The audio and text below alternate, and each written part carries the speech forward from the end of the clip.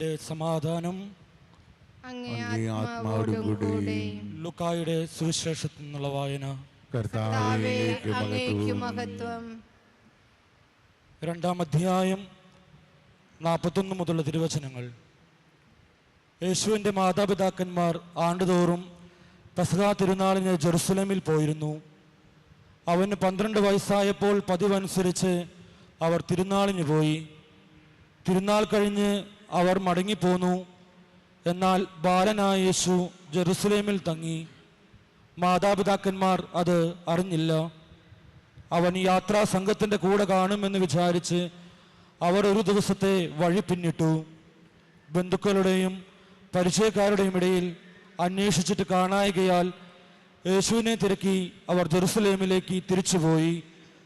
3 ദിവസങ്ങൾക്ക് ശേഷം അവർ അവനെ ദേവാലയത്തിൽ കണ്ടെത്തി.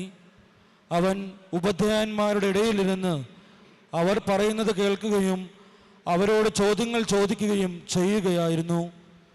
കേട്ടവരെല്ലാം അവൻ്റെ ബുദ്ധിശക്തിയിലും മറുപടികളിലും അത്ഭുതപ്പെട്ടു. അവനെ കണ്ടപ്പോൾ മാതാപിതാക്കൾ വിസ്മയിച്ചു. അവൻ്റെ അമ്മ അവനോട് പറഞ്ഞു, മകനെ, നീ ഞങ്ങളോട് ഇങ്ങനെ ചെയ്തതെന്ത്? നിന്റെ പിതാവും ഞാനും ഉത്കണ്ഠയോടെ നിന്നെ അന്വേഷിക്കുകയായിരുന്നു. അവൻ അവരോട് ചോദിച്ചു, നിങ്ങൾ എന്തിനാണ് എന്നെ അന്വേഷിച്ചത്? ഞാൻ എൻ്റെ പിതാവിൻ്റെ കാര്യങ്ങളിൽ വ്യാപൃതനായിരിക്കേണ്ടതാണെന്ന് നിങ്ങൾ അറിയുന്നില്ലേ?